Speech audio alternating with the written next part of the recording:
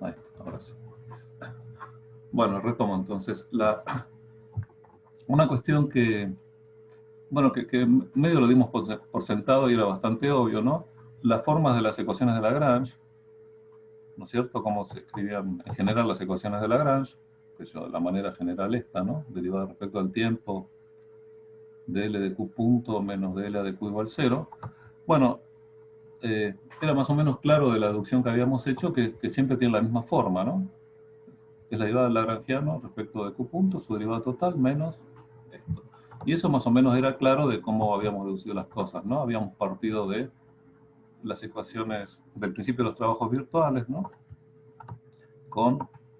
Donde habíamos esencialmente expresado las posiciones, el vector posición de cada partícula en función de un conjunto de coordenadas generalizadas Q, ¿no? ¿Está bien?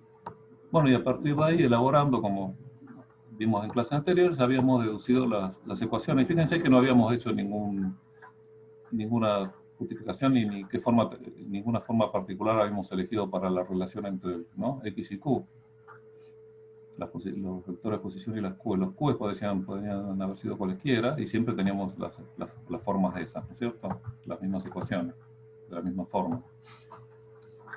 Obviamente, si uno usa distintas coordenadas, las ecuaciones finales van a tener formas detalladas distintas, digamos, pero la forma general, como la derivada total, la derivada del lagrangiano respecto de la velocidad generalizada, menos la derivada del lagrangiano respecto a la coordenada generalizada igual a 0, esa forma de las ecuaciones será genérica, ¿no? ¿Está bien? Así como podemos decir que masa por aceleración igual a fuerza, es la misma ecuación siempre, bueno, pero en cada caso, dependiendo de cómo escribimos la aceleración y cómo son las fuerzas, tendremos distintas ecuaciones, ¿no?, en cada caso. Bueno, eso era más o menos obvio, ¿no? No lo poníamos en duda. Pero bueno, veámoslo ahora desde un punto de vista un poco más formal, ¿está bien? Y que nos sirve para introducir un poco el tema, que decir, bueno, ¿qué pasa si teniendo, digamos, un sistema de coordenadas generalizadas, ¿no?, queremos pasar a otro distinto, ¿no? O sea, escribimos las coordenadas originales que teníamos en función de otras nuevas. Hacemos un cambio de variables, digamos. ¿Está bien? Cambio de variable de esta forma general, ¿no? El valor, digamos, de cada coordenada Q sub k original es una función de el valor de n nuevas coordenadas generalizadas. Bueno, y eventualmente del tiempo, ¿no? También es una función que podría cambiar en el tiempo. O sea, depender explícitamente del tiempo. ¿Está bien? Es una forma bastante general de cambio de coordenadas, ¿eh? Se lo llaman transformaciones de punto, ¿no? Porque si uno piensa en puntos en el espacio de las Qs, ¿eh?, cada punto formado por un conjunto de las nq, ¿eh?, se transforma a través, digamos, del valor que tiene un punto en otro espacio de las Q grandes, digamos, ¿eh? A una cuestión de notación, estas Q grandes, no, acá no, por supuesto no son las fuerzas generalizadas, ¿no? Podría haber usado Q' en vez de Q grande, pero bueno, por una cuestión de notación que en otros libros aparece de esta manera y que después lo vamos a usar. Por un momento vamos a usar esta relación. Después la vamos a llamar Q' para no confundir. Pero en este contexto no aparecen las fuerzas generalizadas, ¿no? Estas Q grandes son variables distintas, nuevas. Bueno, entonces, bueno, si tengo la expresión de las Q en función de las Q chicas, digamos, en función de estas Q grandes, estas funciones por supuesto son conocidas, puedo, por ejemplo, calcular las velocidades generalizadas, ¿no? Las Q punto K, ¿no? Que será, por supuesto, la derivada total de Q respecto al tiempo, que bueno, de nuevo, si la función esta depende del tiempo explícitamente, tendrá una dependencia, una derivada parcial de f de t. Y después, bueno, la variación asociada, digamos, al tiempo, que viene asociada a la variación en el tiempo de la Q grande, ¿no? O sea, Q punto chiquita es, bueno, la parcial si depende del tiempo, más, bueno, la contribución de cada Q a la variación de Q punto, ¿no? Si esa Q depende del tiempo. sea, de f de q grande por q punto. ¿Está bien? Bueno, fíjense que esto me dice que esta q punto chica es una función de, bueno, de las q's y del tiempo que ya aparecían en la f, pero ahora también depende de las q punto grande, ¿no? Una cosa que ya habíamos visto alguna vez. O sea que estas son... Entonces, estas funciones dependen de esto, ¿no? Bueno, entonces, si tenemos la Lagrangiana original, que depende de las q chicas y las q punto chicas, ¿qué hacemos? Bueno, reemplazamos estas nuevas expresiones en ese lagrangiano. ¿Está bien? Las q las reemplazamos por estas funciones, las q punto por estas funciones, y vamos a obtener un lagrangiano que, bueno, que va a ser diferente, ¿no? Funcionalmente, va a tener una forma funcional diferente, va a estar expresado en estas variables.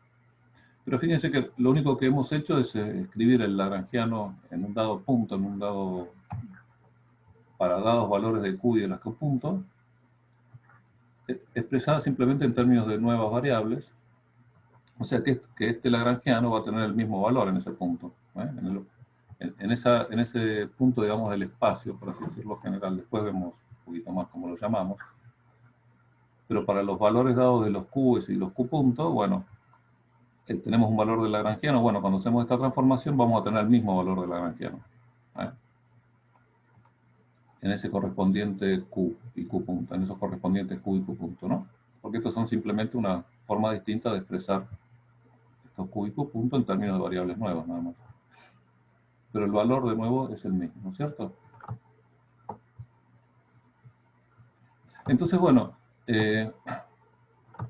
si para cada configuración de q's y q puntos, ¿no? Tenemos el mismo lagrangiano en cada uno de ellos. Bueno, la acción, recuerden de la clase pasada, que se escribe como la integral del lagrangiano, bueno, se puede escribir así también, ¿no es cierto? Punto a punto corresponde al mismo valor del lagrangiano. Imagínense, esta acción como la interpretábamos, ¿no?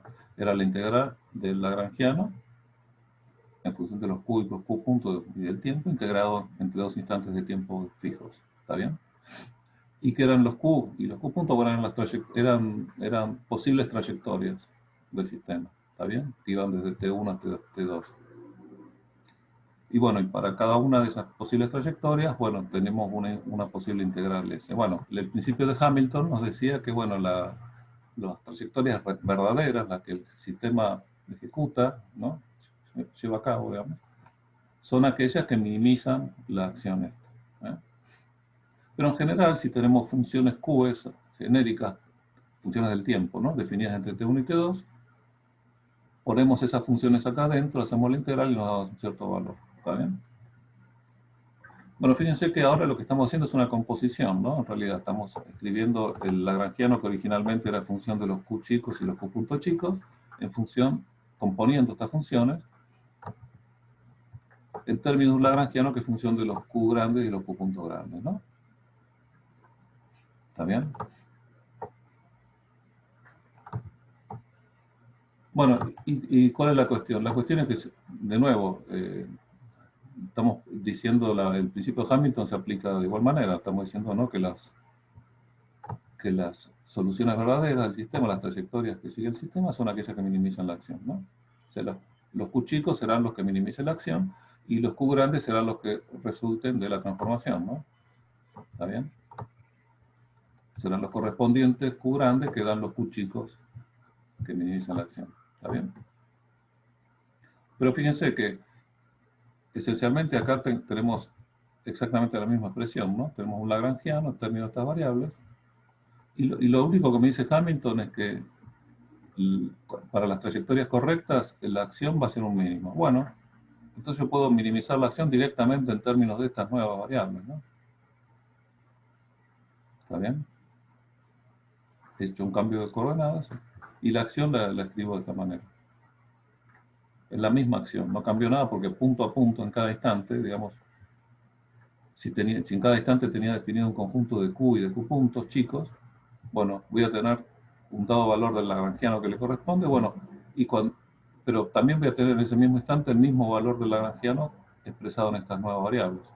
¿Está bien? O sea que instante a instante no está cambiando nada. Estoy teniendo exactamente la misma acción. ¿eh? El mismo integrando, ¿no? Y cuando lo integre en total voy a tener la misma acción. ¿Está bien? Es medio, tal vez es medio obvio todo lo que estoy diciendo, pero simplemente es bueno expresarlo explícitamente, ¿no? Entonces, bueno, la minimización de la acción, que es el principio de Hamilton, la puedo hacer en términos de cualquiera de las variables originales o estas, ¿no? Entonces, bueno, obviamente, si las hago en esta, obtengo las ecuaciones de Euler-Lagrange, que son las mismas, ¿no? Que tenía antes. Fíjense. O sea que, bueno, si quieren es una prueba más formal de que la forma de las ecuaciones de Lagrange es la misma, ¿no? Esta vez a través del principio de Hamilton, en lugar de suponer una deducción genérica en términos de Q que pueden ser cualesquiera. O sea, la alternativa ¿cuál era? Expresar las posiciones de las partículas, los vectores posición x, y en lugar de las Q chicas de las Q grandes. ¿Está bien? Y usar el principio de los trabajos virtuales y hacer toda la derivación de igual manera y vamos a llegar a estas mismas ecuaciones. ¿Está bien? Esa si quieren la forma alternativa. Esta otra si quieren un poco más elegante y más simple, ¿no? Más simple de efectuar, digamos. Uno sabe que lo que minimiza la acción acá corresponde a la solución de estas ecuaciones, ¿no? Principio de Hamilton. ¿También alguna duda con esto? Díganme ya. A ver. Problema que no veo el chat.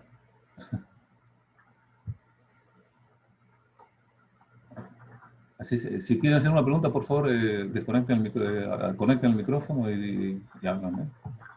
Les pido. Bueno, entonces, seguimos, ¿no? Bueno, un poco lo que está escrito ahí, que esta forma es bastante más económica, ¿no? Y da cierta generalidad, si quieren.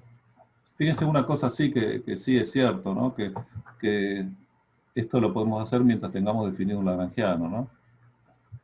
No es tan claro cómo haría uno estas cosas si no pudiéramos escribir un lagrangiano, por ejemplo, si las fuerzas generalizadas no fueran derivables de un potencial, sea que dependan o no de las velocidades. Perdón, a mí no me queda clara la diferencia entre el Q grande y las Q chiquitas de las coordenadas Son, generalizadas. son distintas coordenadas. O sea, fíjate, estoy haciendo un cambio de variables. ¿eh? Por ejemplo, estas Q chicas podrían ser las componentes cartesianas. ¿eh? Y estas Q grandes podrían ser las componentes esféricas que me permiten escribir cada componente cartesiana en términos de las componentes esféricas, ¿no?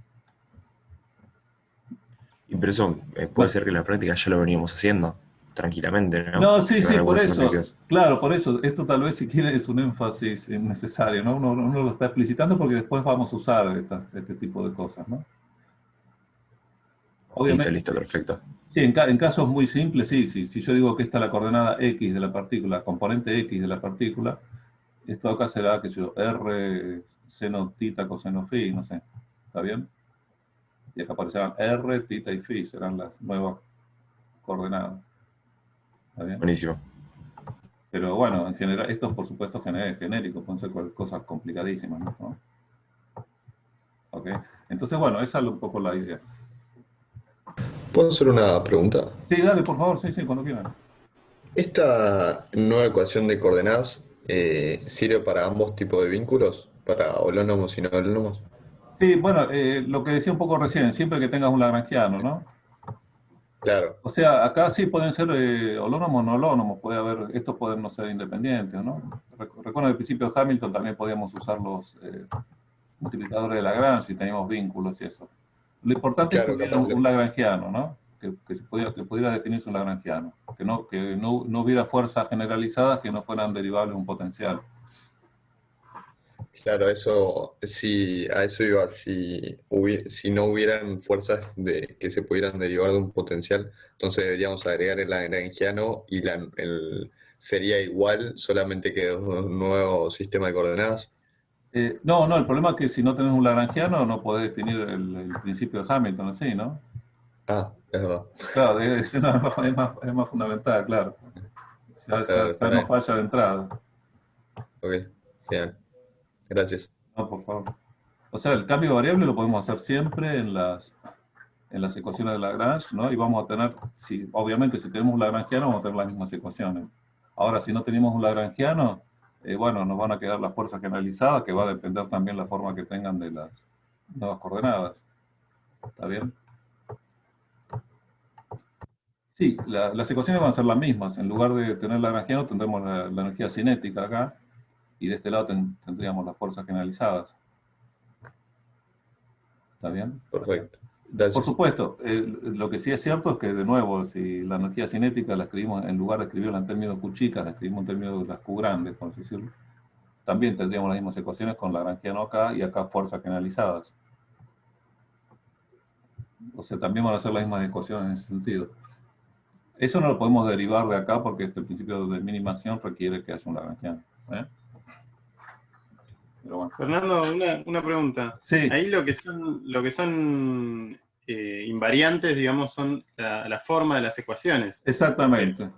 los lagrangianos son distintos, Los digamos. lagrangianos son totalmente distintos, claro, claro. Ah, ok, ok. Bueno, justamente lo que viene ahora es ver qué pasa si hay una transformación particular que hace que no cambien, que es el teorema de Nether, pero en general, por supuesto, sí cambian. Ah, ok. ¿Está bien? Y eso lo vamos a ver, lo vemos enseguida con detalle. Entonces, bueno, fíjense que además de, digamos, de deducir que estas formas son invariantes, ¿no? Si cambiamos las coordenadas, el principio de este de Hamilton también nos permite ver otras cosas, ¿no? Que, por ejemplo, ¿qué pasaría si al lagrangiano le sumamos la derivada total del tiempo de una función? ¿Eh? El lagrangiano original lo reemplazamos por el lagrangiano mismo más una derivada total. Esta es una función cualquiera de las posiciones y el tiempo y le sumamos al lagrangiano su derivada. ¿Está bien? Fíjense, en ese caso, el principio de Hamilton, cuando hacemos la integral, la parte de la derivada total, por supuesto, se integra. ¿Está bien? Explícitamente, y lo que queda es que la acción es la acción, digamos, original, y se le suma ahora, bueno, lo tenemos acá, ¿no? A la acción original se le suma el valor de la función esta en los extremos. ¿Está bien? Pero justamente el principio de Hamilton me dice que cuando varío la acción para encontrar las trayectorias verdaderas, tengo que mantener fijos los valores de las Qs en los extremos. ¿Está bien? Entonces, cuando hago la variación de la nueva S, fíjense que estos nos contribuyen, porque la variación de estos es de 0. Porque las Qs no varían en los puntos T1 y T2, no en los extremos.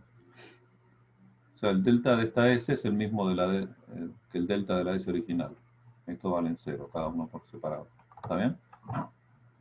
Entonces, Perdón, Fernando, tengo una pregunta. sí, Del sí, párrafo justo después de que planteaste la ecuación de Lagrange con el nuevo lagrangiano. sí. Acá. Dice algo de los sistemas inerciales que no entendí muy bien. Estaba Ah, esperando a ver si lo ibas a decir, pero no lo ah, terminaste diciendo. no, está bien. No, está bien, sí, sí, que hay una ventaja adicional, si querés del Sí. formalismo de deducir esto, claro. Es que si uno parte de un sistema inercial, bueno, por Mm, supuesto, escribe el lagrangiano, sabe que valen las ecuaciones de Newton y las deducciones de Lagrange, digamos, del principio de trabajo virtual, y todo está bien, y sí. calcula el lagrangiano, ¿no? Ahora, ¿qué pasa si uno hace un cambio de coordenadas que corresponde, por ejemplo, a pasar un sistema que está rotando respecto al original, ¿no? Mm, Claro, en principio aparecerían las fuerzas de inercia. Si yo tuviera que hacer la deducción de Lagrange, tendría que incluir, ¿eh?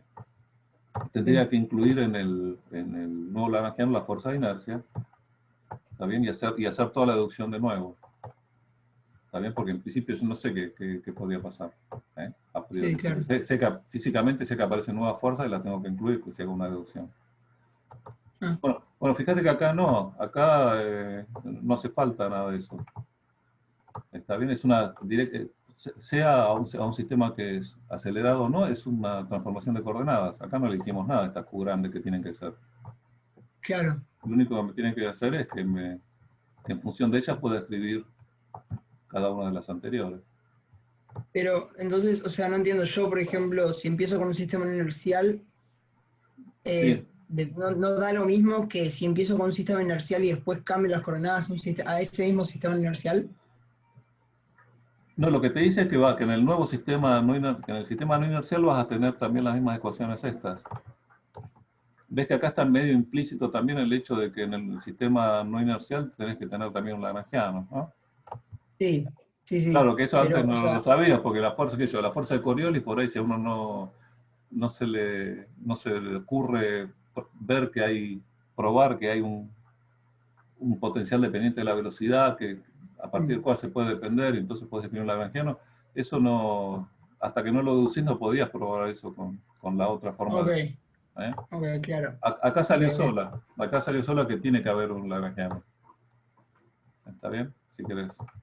Ok, pero, o sea, el lagrangiano nosotros tendríamos que obtenerlo a partir o sea, de este método, digamos, utilizando primero las coordenadas inerciales, después haciendo el cambio de coordenadas. Claro, por ejemplo, haciendo eso, sí. Ahí Porque sí, descubrirías que claro, aparece el potencial ese que habíamos deducido, que habíamos mostrado la vez claro, pasada. claro, ¿Está claro. bien? Ok, ¿Eh? sí, ok, gracias. Aparecería eso, no, por nada. No, está buena pregunta. Sí, se me había pasado comentar eso, pero está bien, está bueno. Es una ventaja bastante importante, ¿no? En este caso, ¿no? Económica, de deducción. Bueno, entonces, como les comentaba, ¿no es cierto? Si al lagrangiano original le agregamos una derivada total, la acción cambia simplemente que se le suman estas dos expresiones, estos dos términos. ¿Está bien? Y al hacer la variación, esos términos tienen variación cero cada uno por eso, porque están fijos. Justamente la condición del principio de Hamilton dice que cuando hago la variación, mantengo fijos los Qs en los extremos, en T1 y T2. Bueno, entonces fíjense que me voy a tener la misma variación usando las mismas ecuaciones, porque la variación de la nueva acción va a ser exactamente la misma que la vieja acción, ¿no? No cambió nada. Entonces voy a tener las mismas ecuaciones de movimiento. Entonces fíjense que a pesar de que tenemos dos lagrangianos distintos, tenemos las mismas ecuaciones de movimiento. ¿Está bien? Va a aparecer solo en las ecuaciones van a aparecer estas, ¿no? Van a ser las mismas que si tuviera lagrangiano este solo. Entonces fíjense que hay una invarianza, ¿no? Que me dice que las ecuaciones, a pesar de que estoy cambiando el lagrangiano, las ecuaciones siguen siendo las mismas, las ecuaciones de movimiento, las ecuaciones para los Qs, ¿no?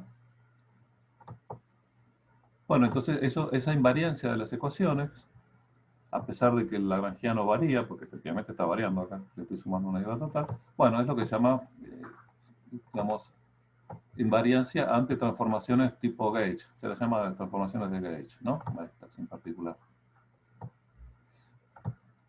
Entonces, cualquier derivada total que yo le sume al lagrangiano me va a dar las mismas ecuaciones, ¿no?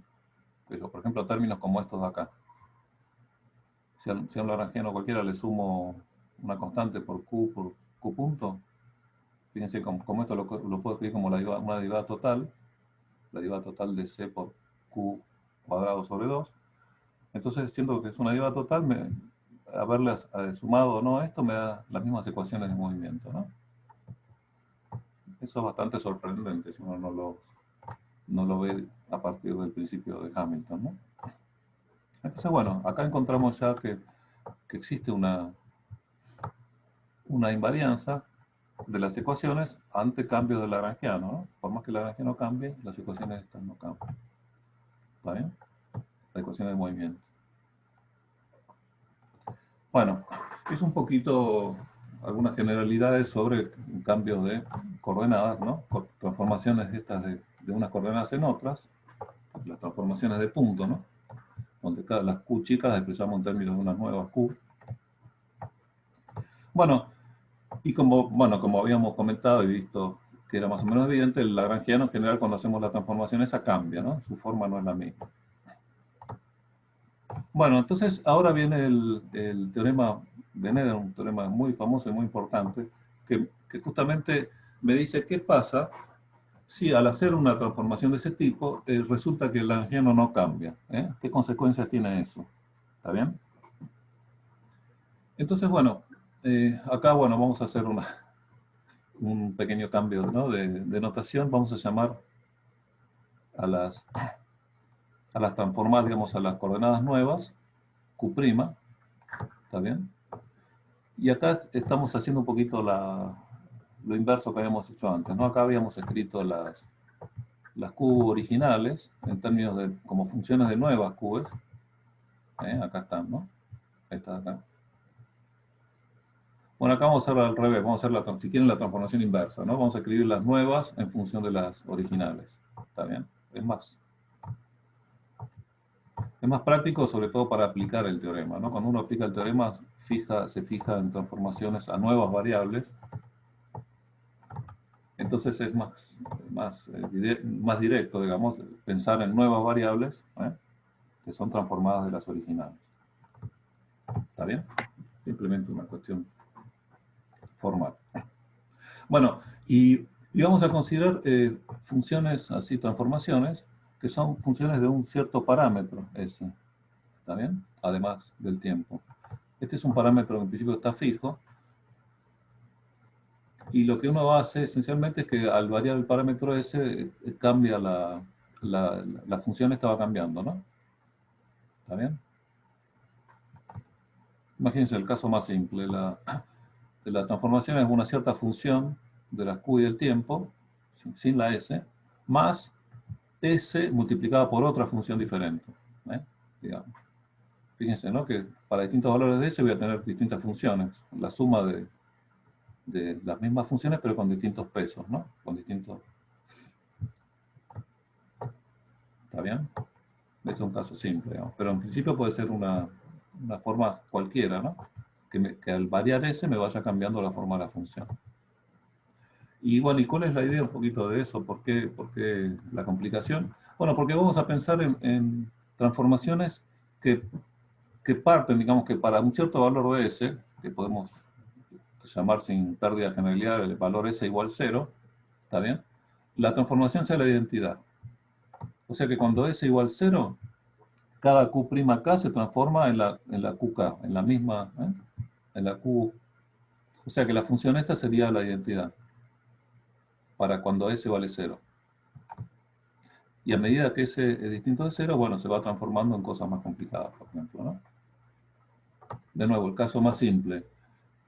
Esta función, ¿cómo la escribo? Escribo que Q'K es igual a QK, al mismo K, ¿no?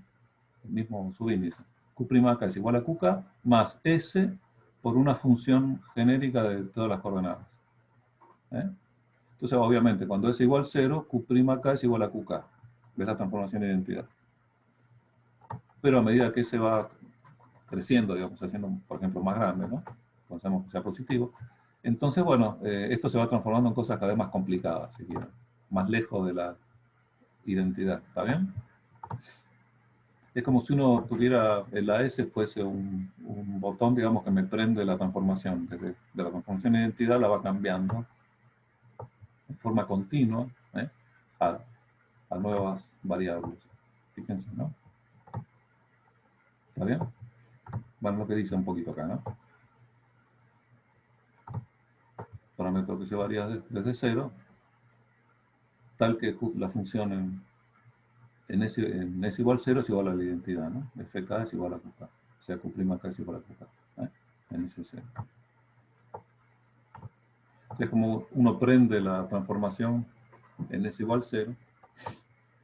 Bueno, entonces, la idea del teorema de Nether es considerar transformaciones de ese tipo, transformaciones continuas a partir de la transformación de identidad, pero que son infinitesimales, o sea, donde el apartamiento respecto de la identidad es infinitesimal. El S, si quieren, es un número chiquitito, infinitésimo. Entonces podemos escribir, digamos, la forma de la transformación de esta manera. ¿Está bien? Esta sería la forma general, pero ¿qué hacemos? Hacemos un desarrollo en Taylor a orden 1, en el parámetro de la transformación. Entonces cuando acciono 0, bueno, será un desarrollo de Taylor en epsilon será de esta forma, ¿no? La función evaluada en epsilon 0 más la derivada de la función respecto de S, evaluado en epsilon 0 por epsilon, ¿no? Desarrollo de Taylor. Bueno, entonces, fíjense, la forma entonces sería esta, que por la hipótesis habíamos pedido que está fuera de la identidad, o sea que esto tiene que ser QK. Y esto de acá, bueno, esto será una función genérica, ¿no? De las coordenadas. Acá, por supuesto, ya S no aparece, está evaluado en S igual 0. ¿Está bien? Entonces, si quieren, estamos haciendo una transformación continua infinitesimal, que tienen en general esta forma, ¿no? Q', K es igual a la QK más esto. ¿Está bien? Bueno, bueno, acá está lo que definimos este G de K, que es esta derivada, evaluada en S igual 0, ¿no? Para no estar escribiendo. Bueno, y recuerden, como dijimos antes, ¿no? Para escribir cómo es el nuevo lagrangiano, lo que hacemos es reemplazar en el lagrangiano original los valores de las Qs por los nuevas Qs, ¿no? Por su expresión en términos de las nuevas Qs. Pero para eso tenemos que calcular acá la transformación inversa, ¿no? Tenemos que escribir los Q en función de los QK. Es lo que habíamos empezado haciendo antes, ¿no? En una transformación genérica. Pero ahora no, ahora como empezamos al revés, empezamos con la transformación a las nuevas variables. Bueno, pero acá viene nuestra ayuda el hecho de que es infinitesimal, ¿no? Por ejemplo, esta es la relación que tenemos acá. Simplemente si pasamos esto para el otro lado, para la izquierda, ¿está bien? Nos queda que la QK es la Q'K menos este valor acá, ¿no? ¿Está bien? Pero justamente como las QK y las Q'K difieren en términos de orden epsilon, ¿está bien? Lo dice la misma relación. Fíjense que si yo acá, donde están las Q's acá, reemplazo en lugar de las Q's, reemplazo las Q', esta función, la G de K, evaluada en Q o evaluada en las Q', van a diferir solo en términos de orden epsilon, ¿no? Es lo que está escrito acá abajo. La G en términos de las variables Q', de esta función, si hago un desarrollo en Taylor de nuevo para epsilon, las Q' no son otra cosa que estas de acá, las Q más epsilon G, ¿está bien? Entonces, hago un desarrollo en Taylor, será esto evaluado en 0, en epsilon 0, más la derivada de esto evaluado respecto de la coordenada estas, ¿no? De la componente esta por el valor, por cuánto cambió la componente esta, ¿no? Cada componente esta varió en epsilon G1. ¿Está bien?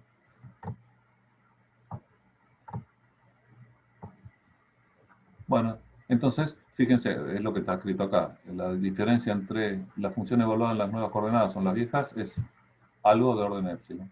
¿Está bien? Entonces, como ya está, esto está multiplicado por epsilon, la diferencia va a ser de orden epsilon cuadrado.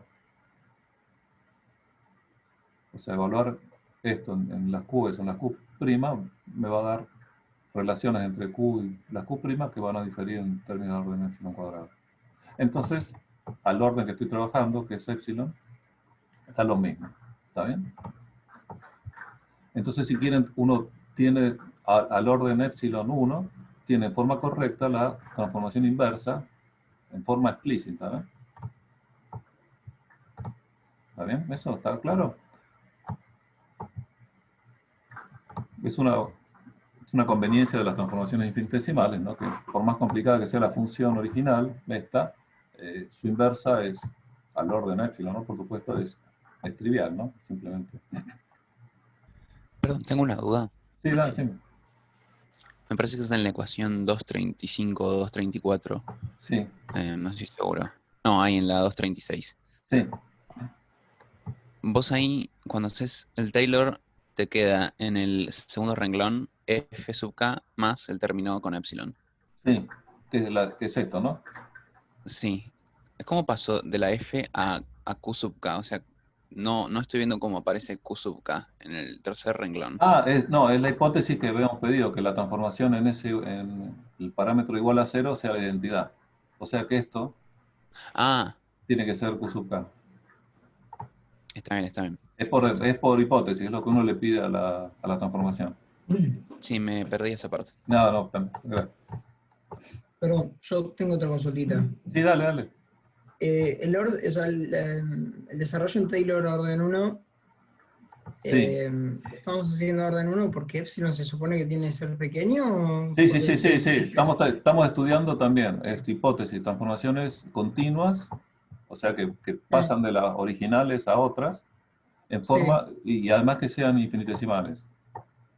o sea, como que estamos estudiando, como que este Q' sería como el infinitesimalmente después, una variación después de ese, digamos. Ok, O no, sea que ok. el Q' difiere del Q en términos epsilon. Claro, en algo muy, muy chiquito. Ok, Chiquito, pero ok, ok. arbitrario, porque lo que multiplica el epsilon es una función de las coordenadas y del tiempo eventualmente, pero arbitrario. Claro, ¿Está bien? claro, claro, claro. Ok, gracias. No, no. Entonces, bueno, esta es la transformación, digamos, original, en términos de las Q, damos la Q', pero como decíamos recién, la inversa, escribir la Q en función de la Q', se hace trivialmente, simplemente pasando esto para el otro lado y evaluándolo en lugar de las Q en las Q', ¿no? La diferencia, como decíamos, era infinitésimo de orden superior a los que consideramos. ¿Está bien? Entonces, fíjense acá ya tenemos la relación inversa, Q en función de Q', en forma explícita y correcta al orden epsilon. ¿Está bien? Entonces ahora sí podemos hacer lo mismo que hicimos antes, podemos reemplazar el lagrangiano, ¿no? Donde dice Q pongo esto y me queda un lagrangiano expresado en términos ahora de los Q' en vez de los Q. ¿Está bien? Por supuesto, el lagrangiano también depende de Q punto, entonces antes tengo que calcular los Q puntos, ¿no? O sea, tengo que derivar esta relación. Esta relación de acá la derivo. Q punto es igual a Q punto prima menos. Y bueno, y ahora viene, ¿no? Lo hincha, la derivada total del tiempo de todo esto. Acá está. Q punto es Q punto prima menos epsilon por, bueno, la derivada de respecto total del tiempo de la función g. ¿Está bien? Bueno, que por supuesto es, si dependiera del tiempo explícitamente, tendrá una derivada parcial y bueno, y después tiene una dependencia a través de los Q', ¿no? La variación en el tiempo debido a que los Q' varían en el tiempo. ¿Está bien? La derivada total. Fíjense, de nuevo nos aparece una nueva función, otra vez, que de nuevo depende, por supuesto, de los Q's, que depende de los Q's, del tiempo, como si dependía originalmente, pero también de los Q punto prima, ¿no? ¿Está bien? Por supuesto, todo esto lo llamamos H para no estar escribiendo todo esto, ¿no? Lo que está escrito acá. ¿Está bien? Entonces tenemos, fíjense, tenemos este conjunto de relaciones.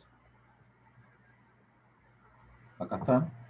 Q es Q' menos epsilon G,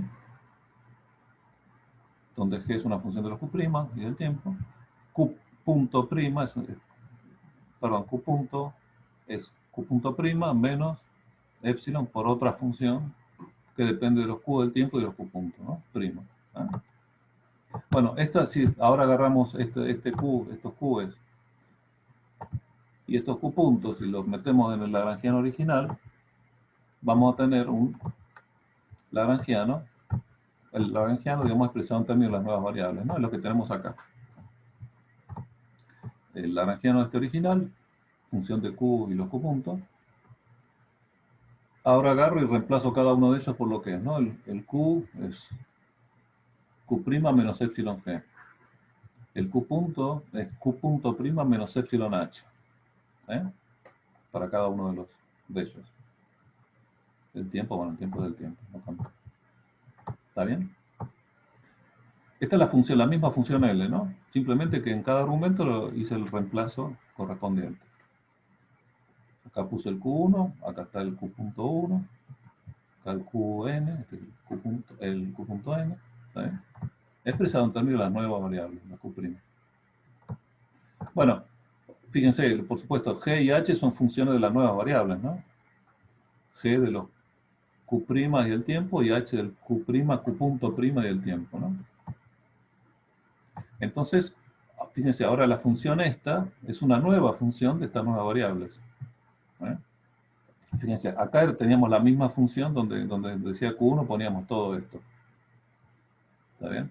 Pero eso sí, eso lo que nos da es una nueva función de las nuevas variables, ¿no? Que es una función general muy complicada, ¿no? Porque fíjense que los Q' no solo están acá, sino están metidos dentro de estas otras funciones, que pueden ser cosas complicadas también, las G y las H, ¿no? Entonces esa composición me da una nueva función. Fíjense que esta función como funcionalmente distinta de esta, ¿no? Debido a las nuevas variables. O sea, la forma funcional, si yo acá simplemente, si yo reemplazara donde dice Q, pongo Q', no voy a obtener la misma función. Esto es diferente a eso, ¿no? ¿Está bien? Dice, L' no es la misma función que esta, donde simplemente reemplacé los Q por Q'. Es una función totalmente distinta. Entonces la forma funcional es totalmente distinta, si bien el valor es el mismo, ¿no? Como número, si yo le pongo valores a los Q y a los Q puntos, y acá los correspondientes a los Q' y Q punto prima, bueno, voy a tener el mismo número. ¿Eh? Va a valer lo mismo, el valor de la función va a ser la misma, pero la forma funcional es distinta, ¿no? Eso está claro, ¿está bien? Si bien tal vez es insistir demasiado, es bueno tenerlo bien claro, ¿no? Entonces, bueno, fíjense lo que decíamos recién. La forma funcional es distinta, o sea, lo que decía acá, este L', como función de estas variables, no es lo mismo que el L escrito en términos de estas variables. ¿Eh? Lo que está escrito acá. No es haber agarrado el L y donde dice Q poner Q'. Y donde dice Q punto poner Q punto prima. No, es algo diferente. ¿Está bien? Lo que sí es cierto, bueno, lo que decíamos recién, que el valor de la función es la misma. O sea, el L de las variables originales es el nuevo L en las nuevas variables, ¿no? Da lo mismo. Bueno, entonces la idea de Nether, ¿cuál es? Es ver cómo es el cambio en la forma funcional del lagrangiano. O sea, cómo cambió su forma, su función. Eso es lo que le interesa a Nether. El valor no, que obviamente no cambió, pero sí cuánto cambió la forma de la función. Entonces, bueno, para hacer eso, ¿qué se hace? Bueno, vemos cómo es este nuevo L, el L' este, qué forma funcional tiene. Bueno, y lo podemos ver porque sabemos cómo se escribe en términos de la forma original del lagrangiano, este de acá. ¿Está bien? Fíjense que difiere en términos, cada una de las digamos, de las coordenadas, digamos, cada una de las coordenadas independientes de la función lagrangiana L, que es esta de acá, que sería el Q1, por ejemplo, o el Q.1, que es todo esto, difieren de los originales en valores infinitesimales. ¿Está bien? Entonces, bueno, entonces podemos hacer un desarrollo Taylor. Lo que está acá. ¿Qué hacemos? Este L' acá, que es este de acá, no es otra cosa que un desarrollo en Taylor del L, el original, para epsilon chiquitito. ¿Está bien? Entonces fíjense cómo sería. Este L de acá será esto evaluado en epsilon igual a 0.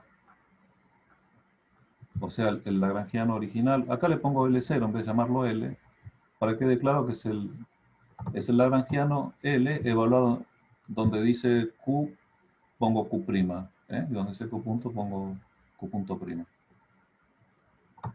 Porque es esencialmente esto evaluado en epsilon 0, ¿no? A eso llamo L0. Entonces me va a quedar el L original donde con Q punto, con Q', Q punto prima, sin el epsilon. ¿Está bien?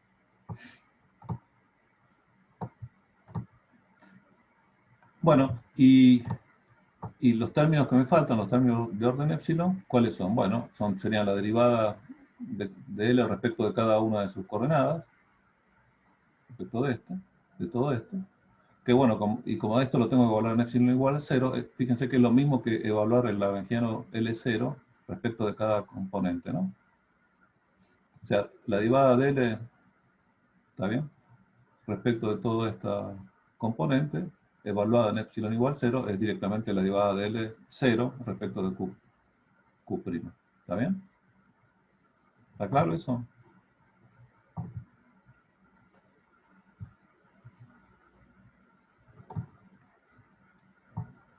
Entonces, bueno, de nuevo, hago el desarrollo de Taylor. Bueno, el desarrollo de las variables estas Q son estos de acá, la derivada de L0 respecto de cada uno de ellos, evaluado en 0, que es lo mismo que derivar L0 respecto de cada Q', por la variación. La variación es menos epsilon G1, ¿no? De cada uno de ellos, menos epsilon G.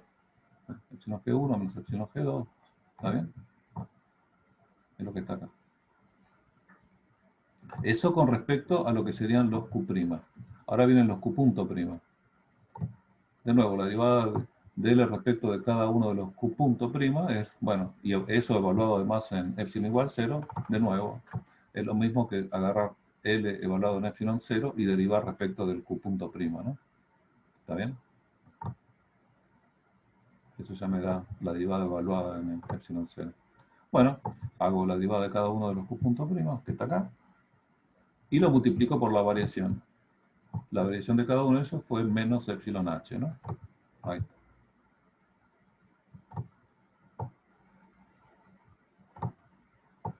Acá está aclarado qué es lo que se simbolizó con L0, ¿no? L0 es el L evaluado en epsilon 0.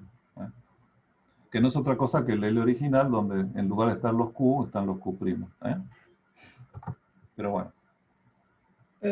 Perdón, Sí, hay algo que no me quedó claro. dime. Dale, O sea, nosotros estamos derivando respecto a epsilon, ¿no? Acá. O sea, estamos no, haciendo Taylor del epsilon igual a 0. no, epsilon, no. Estamos derivando respecto de las variables.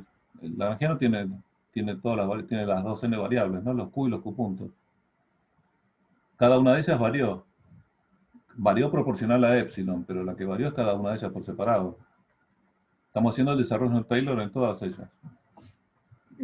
Ok. ¿eh? Gracias.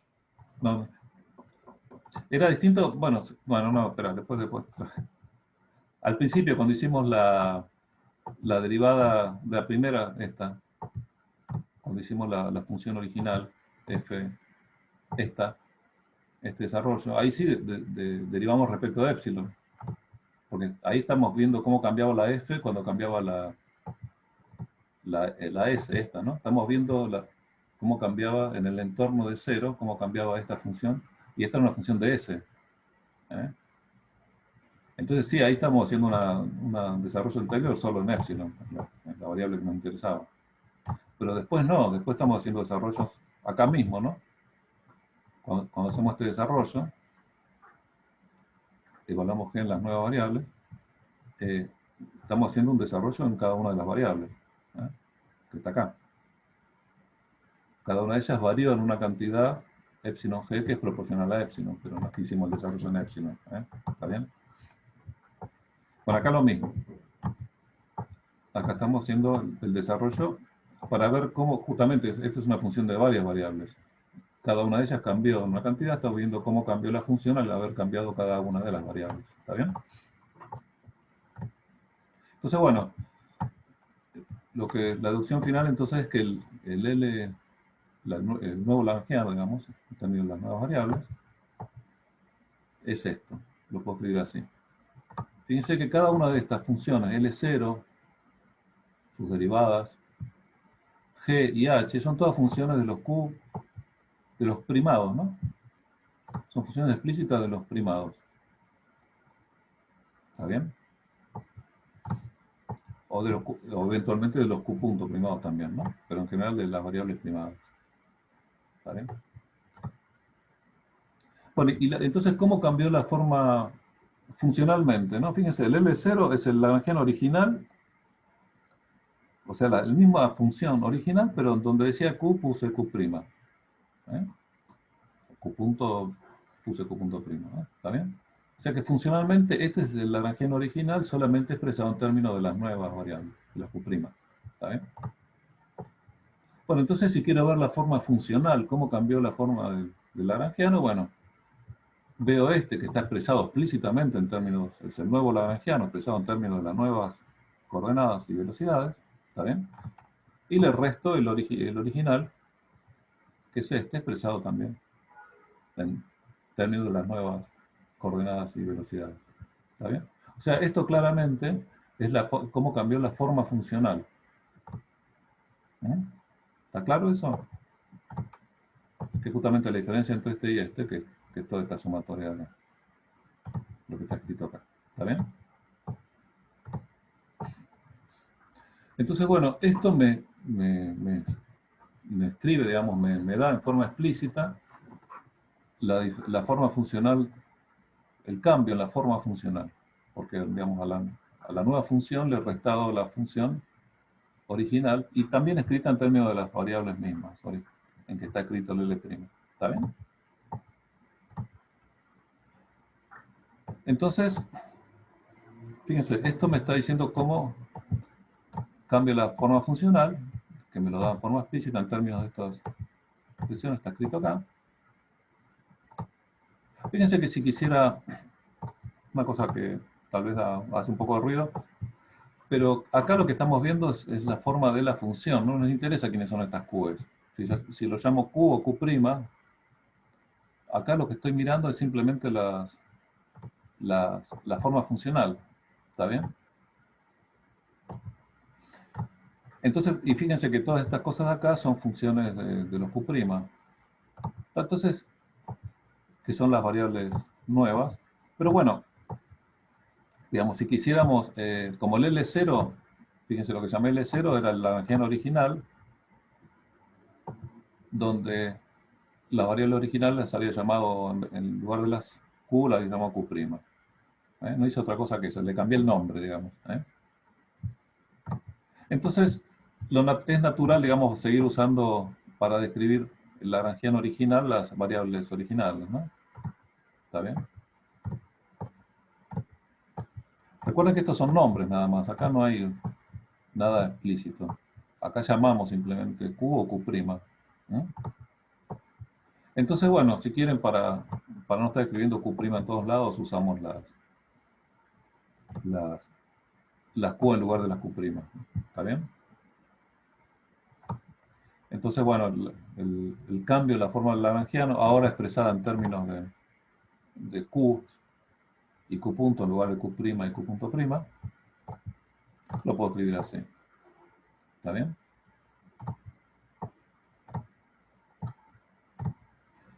Que es lo que la expresión que teníamos recién. Y recordando quién era esta h de acá, ¿no? Esta h de acá era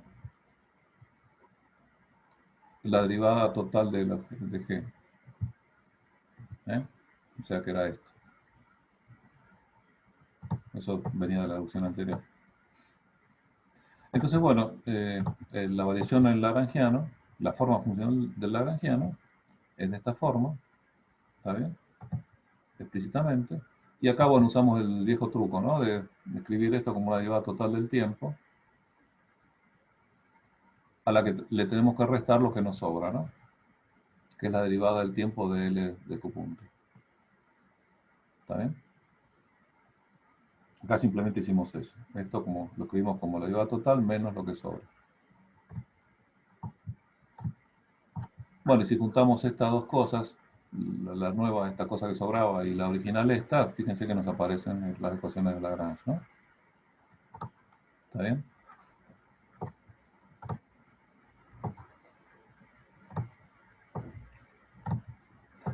Bueno, y justamente las ecuaciones de Lagrange me dicen que esto es cero, ¿no? ¿Está bien? O sea que la variación del lagrangiano lo puedo escribir de esta manera. Lo único que sobrevive es esto de acá, que era la derivada de esto, ¿no? Esta parte que la había escrito como una derivada total menos algo. Entonces, en otras palabras, digamos, la variación de la forma funcional del lagrangiano me queda de esta manera, o bueno, si saco la derivada afuera, me queda de esta manera. ¿Está bien? Entonces, esto si quieren es una forma genérica de expresar la variación de la forma funcional del lagrangiano. Estoy usando las variables originales. Pero fíjense que podría haber usado las primadas también, ¿no? Total, acá lo importante es que aparecen las ecuaciones de Lagrange, que sabemos que son las mismas en cualquier variable que usemos, ¿no? ¿Está bien? Así que esto se hubiera sido 0 igual también si hubiéramos usado las originales. ¿Está bien?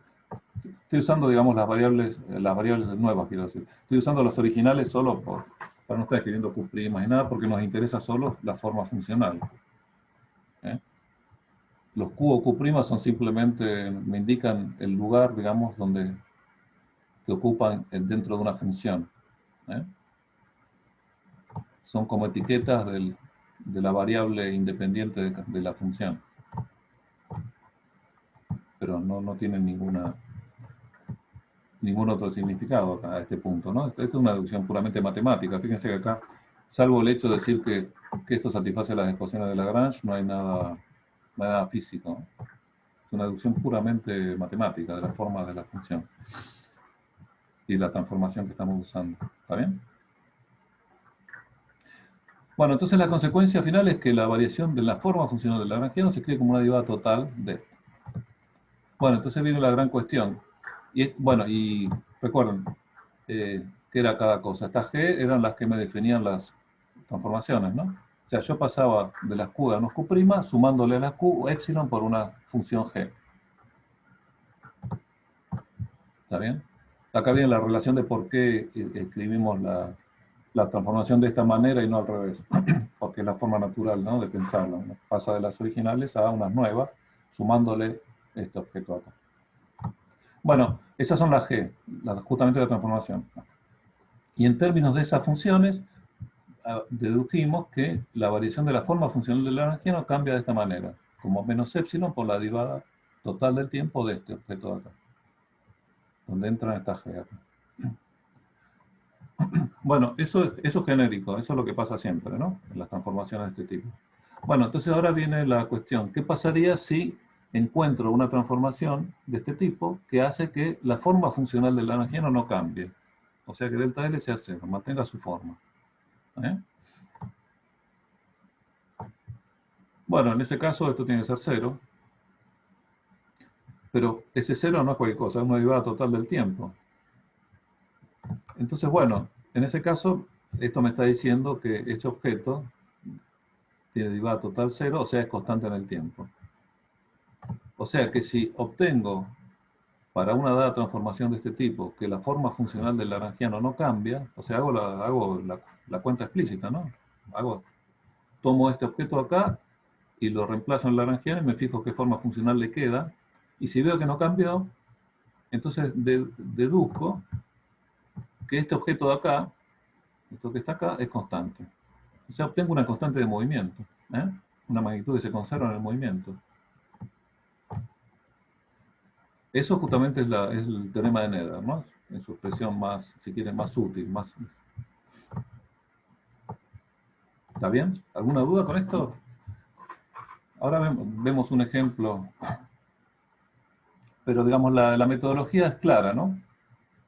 Uno hace una transformación infinitesimal continua, que pasa de la transformación identidad a una transformación más complicada a medida que varía el parámetro epsilon. Pero bueno, es una transformación continua, pero infinitesimal. Epsilon infinitesimal. Bueno, si cuando uno toma esta transformación, ¿no?, hace la cuenta, ¿no? ¿La cuenta cuál es? La cuenta es, bueno, primero calcular la transformación inversa. Tengo que escribir Q en función de Q', pero eso es fácil porque es infinitesimal, ¿no? Habíamos visto. Y una vez que tengo Q en función de Q', calculo Q punto en función de Q y Q punto prima. ¿Está bien?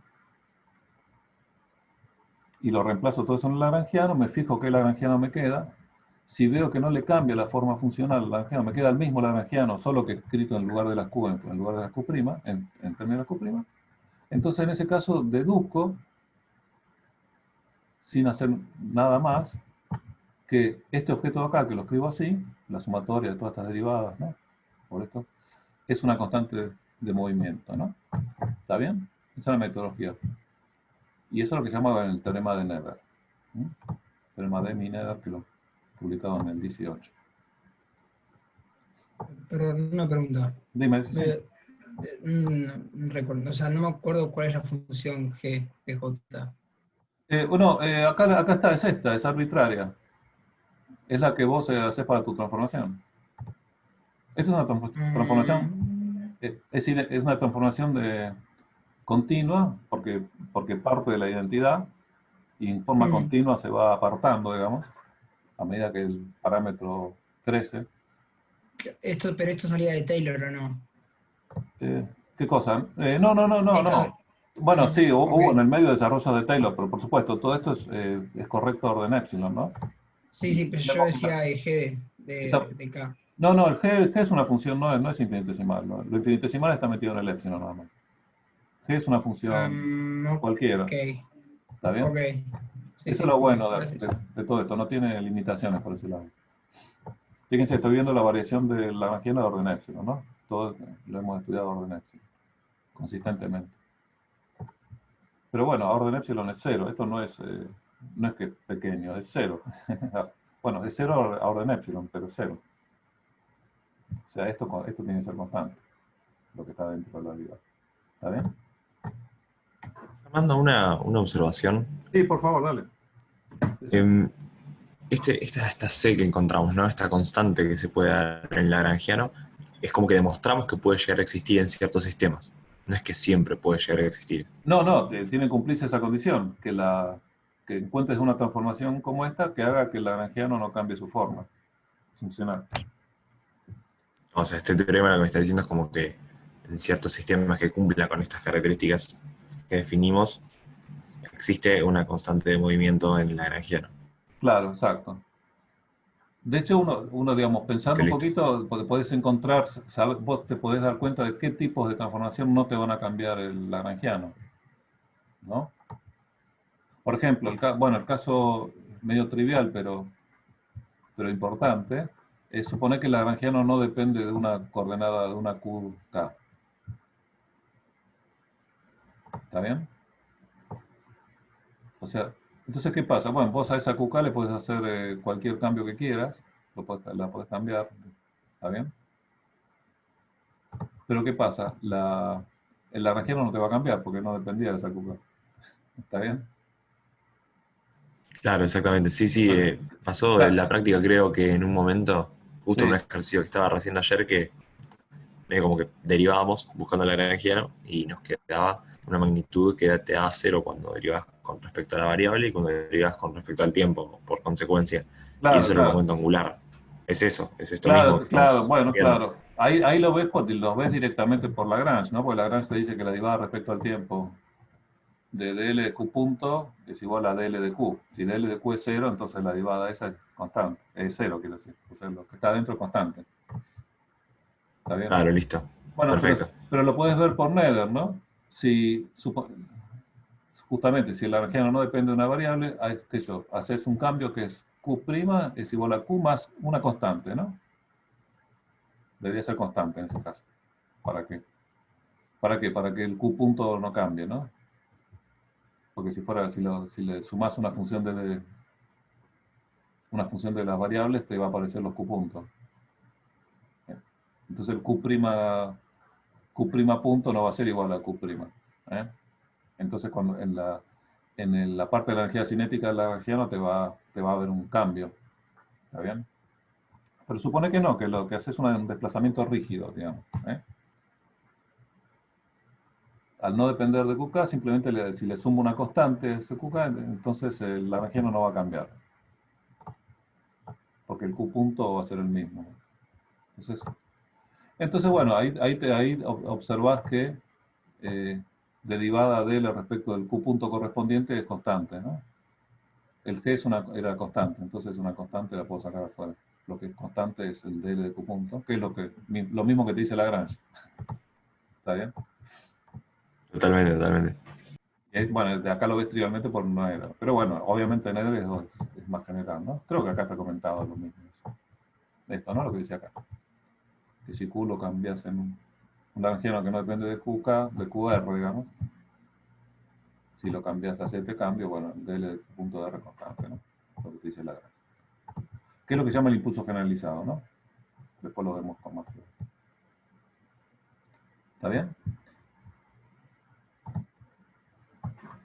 Bueno, acá hay, bueno, viene el tema de la conservación, si quieren, de la energía, que fíjense que esto no nos... Una de las cosas que tiene esta forma del teorema de Nether es que no nos permite deducir la conservación de la energía. Es una pena porque es... Pero justamente, fíjense, acá la conservación de la energía es relativamente simple, ¿no? Uno simplemente lo que hace es calcula la derivada total del lagrangiano respecto al tiempo, ¿no? ¿Está bien? Que por supuesto, por definición es esto. La derivada parcial, si dependiera del tiempo, más, bueno, la dependencia que viene a través de Q y de Q punto. ¿Está bien? dl de Q por Q punto, más dl de Q punto por la derivada del tiempo de Q punto. ¿Está bien? Bueno, y de nuevo, el truco de siempre. Escribiendo esto como una derivada total y restándole lo que sobra. ¿Está bien? Y reemplazándolo acá, bueno, fíjense que aparecen de nuevo las ecuaciones de Lagrange, como aparecieron antes, ¿no? Parecido. Entonces la derivada total la puedo escribir como dl de t más, bueno, este término por q punto más esto. O sea que, bueno, como justamente las ecuaciones de Lagrange me dicen que esto es cero, en general uno escribe que la derivada de L respecto del tiempo total es la parcial más este objeto de acá. Eso vale siempre. ¿Está bien? Entonces, fíjense qué pasaría si el lagrangiano no dependiera explícitamente del tiempo. O sea, de L de t 0. Parcial, ¿no? Bueno, esto es 0, entonces fíjense que si yo esto lo paso para el otro lado, me queda que la derivada de esto menos L es igual a 0, la derivada total, ¿no? Es 0. O sea que lo que está acá adentro es constante. Bueno, esa constante es justamente lo que uno identifica con la energía. Es lo que identifica con la energía. ¿Por qué lo identifica con la energía? Bueno, porque un poquito lo que habíamos comentado al final de la clase pasada, ¿no? Si tenemos un potencial que depende de las coordenadas, ¿no? Generalizadas. Por supuesto no del tiempo, porque queremos que se conserve la energía, ¿no? La energía no debe depender del tiempo. Y bueno, y en ese caso recuerdan que si, por ejemplo, si los vínculos no dependían del tiempo, teníamos que la energía cinética en general se podía escribir como una forma bicodrática en los Q-puntos, ¿sí?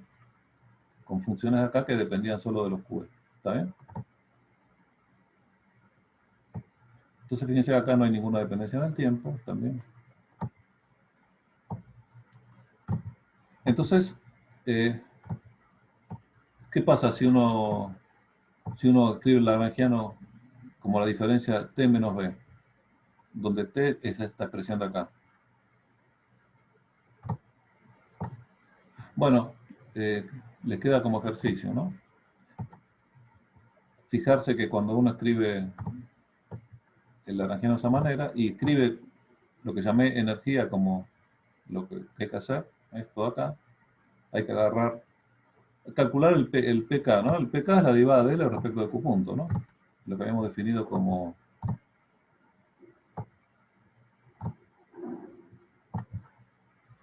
esto acá, pk es la derivada de L respecto de Q punto, ¿no? El momento generalizado asociado a la variable Q.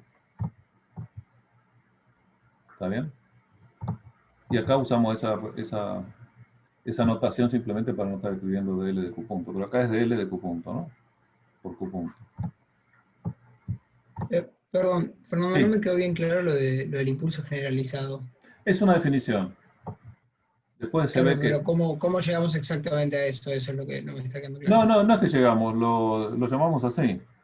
Porque después, en casos simples, se identifica con la cantidad de movimiento, por ejemplo, con el momento angular.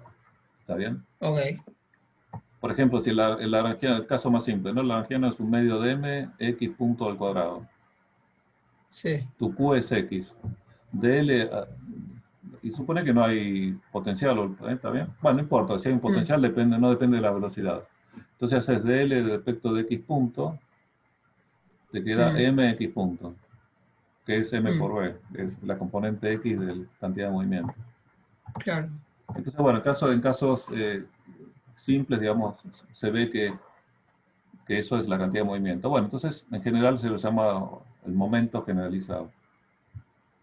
¿Está bien? Ok. Pero, pero es notación, digamos, no es que dedujimos nada. ¿Está bien? Es notación que es conveniente y que después se va a usar. En un formalismo posterior de Hamilton se usan, en lugar de usar Q y Q puntos, se usan Q y P. Porque tiene algunas ventajas, pero por ahora es simplemente una definición. DL, el objeto que obtenés al derivar la energía respecto de Q punto K lo llamás PK, es el momento generalizado. ¿Eh? Bueno, entonces en realidad lo que hay acá es dl de Q punto K por Q punto K sumado. Bueno, si tuvieras un lagrangiano que es la diferencia entre T y B, donde T es este y B es este,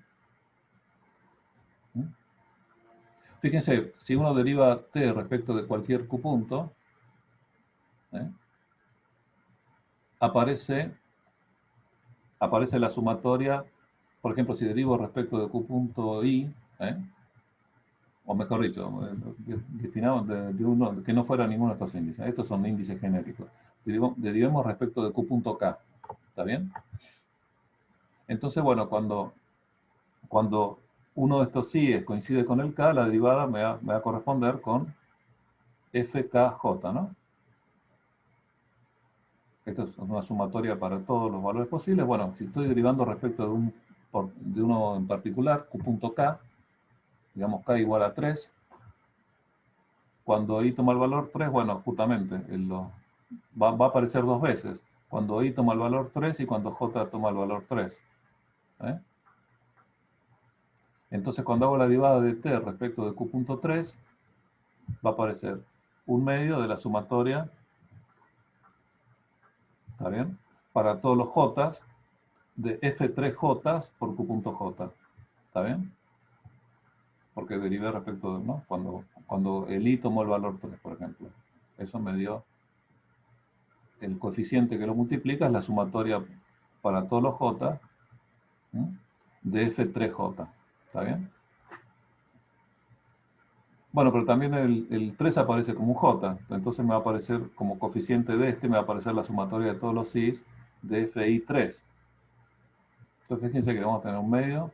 Cuando derive T respecto de Q.3 me va a aparecer un medio de la sumatoria para todos los J de F3J por Q.J más un medio de la sumatoria para todos los I's de FI3 por Q.I.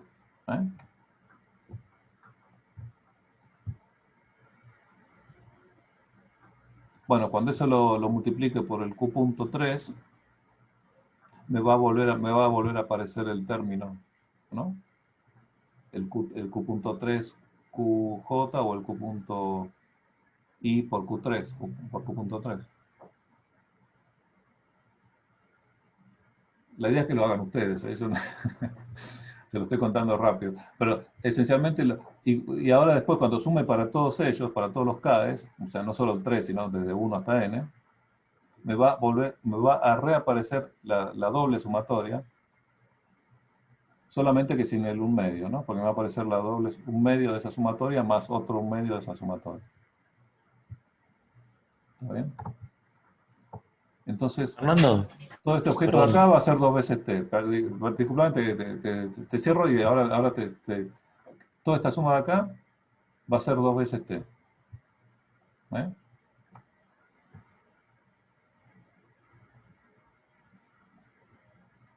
Sí, dale, decime.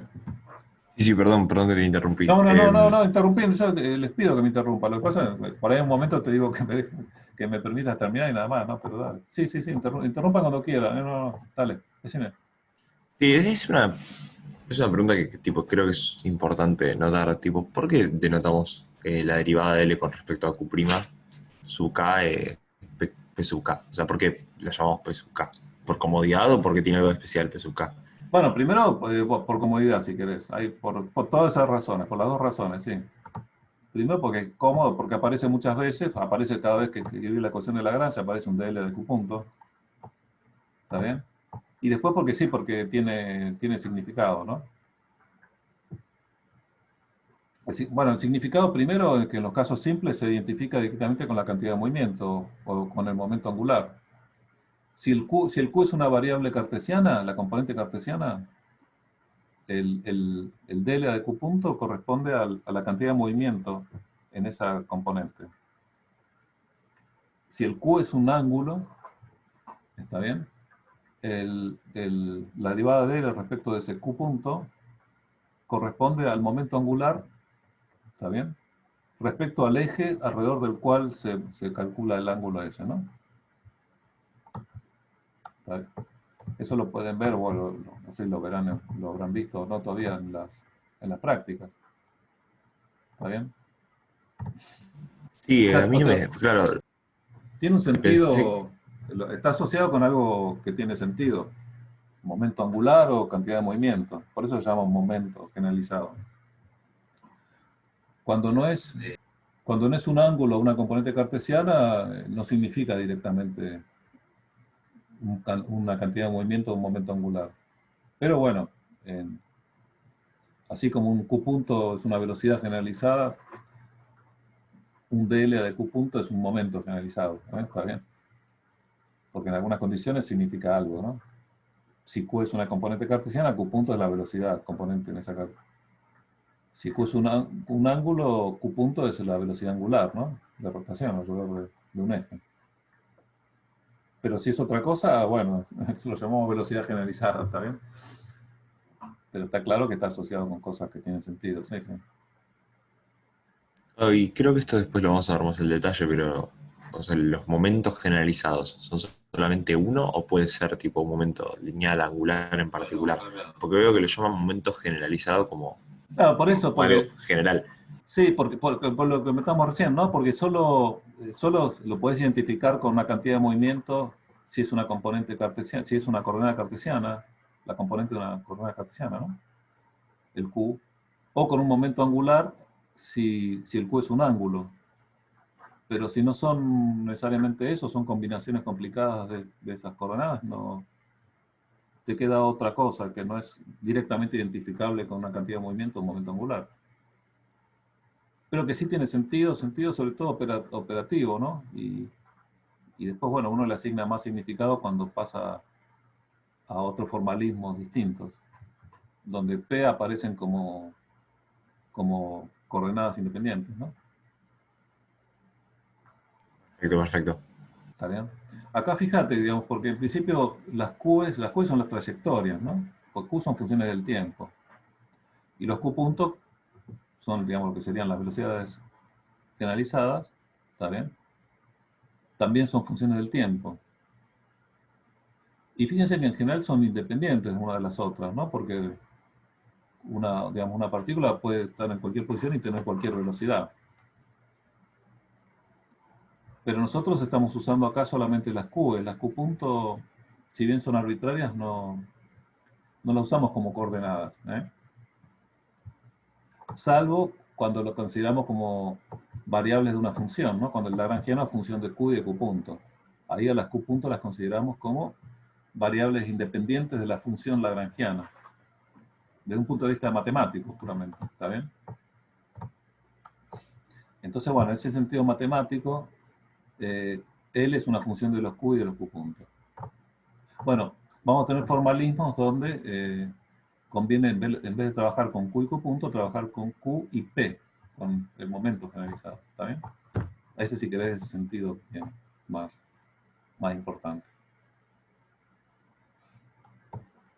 Bueno, lo que comentaba, bueno, que de nuevo, hagan la cuenta ustedes con detalle. Fíjense que esencialmente si uno toma un lagrangiano, que es la diferencia entre T y TB, un B que depende de los Qs, y un T que es bicuadrático así en las velocidades. Este cálculo, la sumatoria está de acá, le da 2 veces T. ¿Eh? O sea, dl de q punto k por q punto k sumado para todos los k, da 2 veces T. Bueno, ¿y 2T menos L qué es? L es T menos B. 2T menos T me da T y menos B me da más B. O sea, acá me aparece T más B. O sea, la energía mecánica. ¿Eh? O sea que es claro, digamos, que está bien identificar este objeto acá con la energía. Cuidado, a veces puede ser la mecánica, a veces no. Eso, bueno, después vamos a ver algunos ejemplos, pero más adelante. Pero bueno, la conservación de la energía, entonces fíjense que resulta de qué. Lo que llamamos de energía, que muchas veces es la energía mecánica, ¿no? Para lagrangianos que se pueden escribir como la diferencia de T menos B, donde, con estas relaciones, ¿no? Estas formas de escritura genérica. Bueno, y entonces, ¿cuál es la condición para que se conserve la energía, para que esto sea una constante de movimiento? Bueno, simplemente que el lagrangiano no dependa del tiempo. Explícitamente, quiero decir. El dl a dt parcial es 0. Eso me asegura que este objeto de acá va a ser constante en el tiempo y que es lo que identificamos con la energía. ¿Está bien? Fíjense que en cierto sentido hemos encontrado una conservación de energía, que viene de una cierta invariancia del lagrangiano, ¿no? Y la invariancia como función. ¿Por qué? Bueno, muy trivial, porque si L no depende del tiempo, si yo cambio el tiempo, la función no cambia.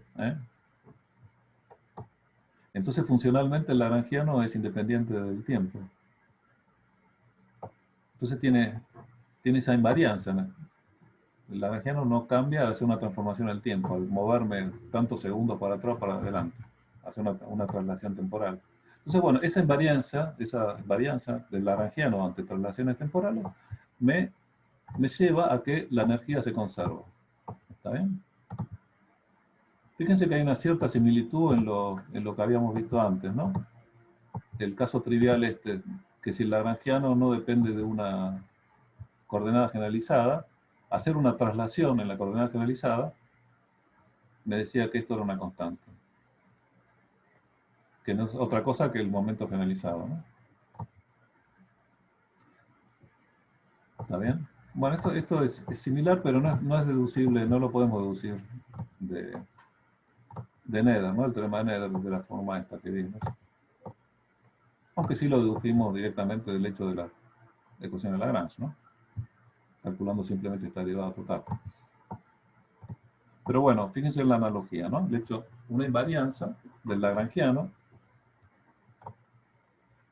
me da una conservación, en este caso la energía, y en estos casos, el teorema de Nether me da las conservaciones estas de acá.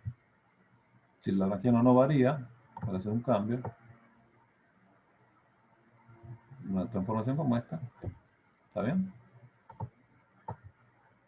Yo tengo una duda del momento generalizado. Sí, decime. Llegamos a que se conservaba si variábamos las coordenadas generalizadas, ¿no? O sea, si el lagrangiano no dependía de una coordenada generalizada, o sea, si no depende del QR, entonces el dl de q punto r es constante. Claro, sí, pero abajo, Ese, justo abajo de esto, sí, decías como que si variábamos un poquito una coordenada generalizada y la convertíamos en una QK prima, llegábamos a que eso se conservaba. claro, pero primero tiene que ser una transformación como esta, donde ¿no? le sumás una constante. Claro. O sea, no puede ser cualquier transformación. ¿Está bien? Ok. Y lo que estamos pidiendo es que no dependiera de QR, el lagrangiano. O sea, que cuando haces esta Claro, en realidad no transformación... hace falta hacer esa variación. Bueno, formalmente la haces para decir que estás dentro de las condiciones del teorema. Ah, ok. Pero fíjate que no tiene que depender de una función, tiene que ser una constante esta, porque también en el lagrangiano aparece Q punto, no solo Q. Por ejemplo, Claro. el lagrangiano puede depender de Q punto R, seguramente va a depender de Q punto R. Entonces, si es una transformación que te cambia el Q punto R, entonces ya no va a ser, el lagrangiano no va a ser invariante. Claro. Entonces por eso tiene que ser una transformación particular que no dependa, que el Q punto R y sea igual al Q punto prima R. Claro. Ok. Si no, no funciona. Ah, acá hay un error, acá esto tenía que hacer nada. Está acá, lo acabo de ver. Pero bueno. Buenísimo, gracias. No, por nada. No, pero NEDER, por supuesto, es más general. Acá no estás pidiendo que no dependa de esa coordenada. Estás diciendo que haces una transformación genérica como esta, muy genérica, con un G arbitrario, si querés, de la forma que vos quieras, y sí, al hacer esta transformación, donde además tenés que reemplazar el Q punto, ¿no?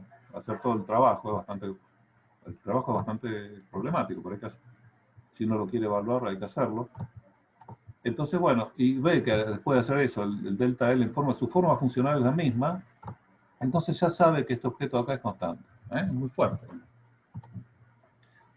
Si quieren, para redondear, vemos un ejemplo que no sea trivial como el anterior, ¿está bien? Pero que tampoco sea una cosa... A ver si lo logro. Esta es la galaxia que se llama helicoidal. Justo le estoy espoleando el problema. Esto. Un ejemplo de aplicación de esto, ¿no? Para un caso, bueno, es medio imaginario, pero bueno. La idea es esta. Supongamos que hubiera en el espacio alejado de otras una galaxia que tuviera forma helicoidal, ¿no? O sea, que la masa estuviera distribuida sobre una hélice. ¿Está bien? La distribución de masa. No sé si esto tiene, no necesariamente estoy pidiendo que tenga sentido físico, pero imaginemos, no, hagamos un salto, ¿no?, en la imaginación y pensemos que hay una galaxia cuya masa está distribuida en una hélice, ¿no? No sé, por alguna razón que fuera.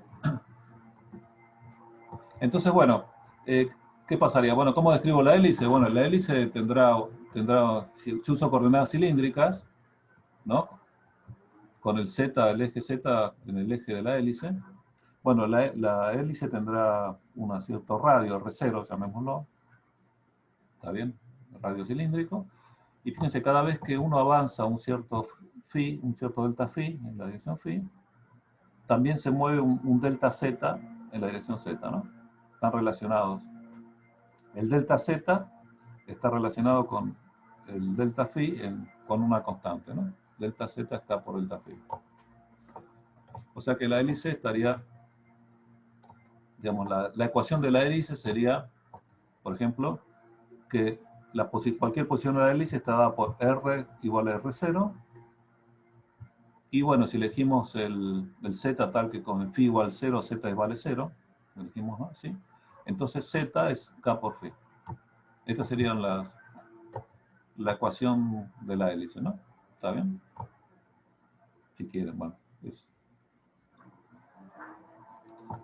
Bueno, entonces la idea ¿cuál es? Bueno, la idea, pensemos una posición cualquiera, imaginemos por afuera de la hélice, ¿no? O adentro, afuera, no importa, ¿no? Un R puede ser menor o mayor que R0, no importa. Pero imaginemos, ¿no?, digamos, el potencial asociado, ¿no?, el potencial gravitatorio asociado a esa distribución de materia en una hélice. O sea, si estoy en un punto arbitrario R, Z y phi del espacio, la hélice, por supuesto, se extiende mucho, ¿no?, en la dirección Z. Entonces, bueno, justamente, ¿no?, la distribución de masa de la hélice me dice, bueno, que por supuesto el potencial gravitatorio va a ser una función de las tres variables, ¿no? ¿Está bien? De R, Z y phi. Obviamente, para el mismo R, fíjense, acá no me estoy moviendo sobre la hélice. R, Z y phi son arbitrarios, es la posición de una partícula cualquiera. ¿Está bien? No hay una relación como la hélice, ¿no? ¿Está bien? Pero ¿qué pasa justamente, si de un punto dado, R, Z, phi, me muevo de manera tal que, por supuesto, por ejemplo, me mantengo al mismo R, me muevo para arriba, pero la cantidad que avanzo en Z, la avanzo también en phi, de manera de moverme de esta manera, ¿no? Con el K sí, el de la hélice. O sea, es como que si, como que me muevo como siguiendo la hélice en Z. ¿eh? Subo tanto como subió la hélice. Al moverme un delta phi, avanzo un delta z relacionado. ¿Está bien? O sea, me voy a un punto distinto, R', phi' y z' que cumplen esta relación. El mismo R, un delta phi, un avance en phi en delta phi, y el avance en z relacionado con ese delta phi de esta manera, con la misma relación de la hélice. ¿Está bien? Bueno, ¿cuál es la consideración? ¿Cuál es? Que en este nuevo punto estoy viendo exactamente la misma distribución de materia que veía en el punto original. ¿eh? Avancé en Z, pero veo la misma distribución de masa, ¿no? Porque avancé siguiendo la hélice, ¿no? A la misma distancia. Y por supuesto la hélice es infinita. O estoy muy lejos de los extremos. ¿Está bien? Entonces claramente el potencial gravitatorio en el punto R, y en el punto original, RZ∼, y en el punto transformado, movido hacia arriba y hacia el costado, digamos, ¿no? Rotado y avanzado hacia arriba, en ese nuevo punto el potencial va a ser el mismo. Voy a ver la misma distribución de masa. ¿Está bien? ¿Está claro eso? ¿Vale? O sea que el potencial tiene esta simetría. El potencial gravitatorio de esa galaxia. Que cualquier avance delta phi de esta manera me da el mismo valor de la función potencial. ¿Está bien? Bueno, ¿cómo sería el lagrangiano de una partícula que se mueve en las inmediaciones de la galaxia? Bueno, es la energía cinética menos la potencial. La energía cinética, de nuevo, escrito en las mismas coordenadas cilíndricas, ¿no? ¿Está acá?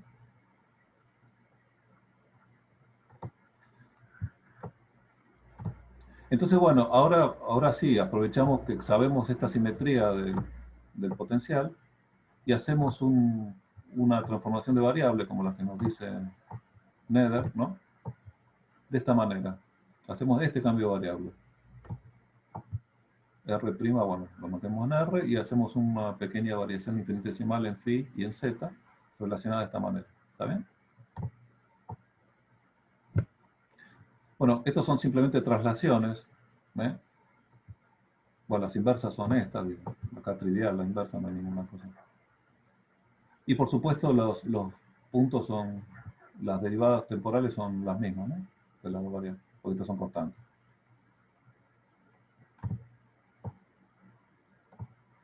Entonces, si el lagrangiano, digamos, si reemplazamos las variables en el lagrangiano, usar las variables punteadas y esta, ¿no?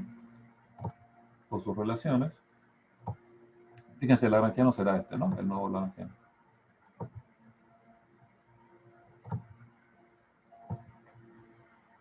Bueno, este es el lagrangiano original, donde simplemente donde decía R punto pusimos R punto, ¿no? Prima. Lo mismo con... ¿Está bien? Fíjense, acá tiene que aparecer R', pero es el mismo que el R, ¿no? No hay cambio. Y acá, bueno, el potencial, bueno, escribimos donde decía R phi z, escribimos R', phi' menos epsilon y z' menos k por epsilon. ¿Está bien?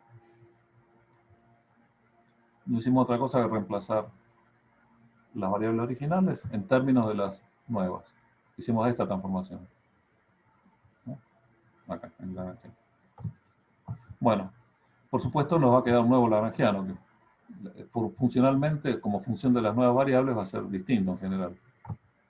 ¿Está bien? Para un epsilon arbitrario va a ser distinto. ¿O no?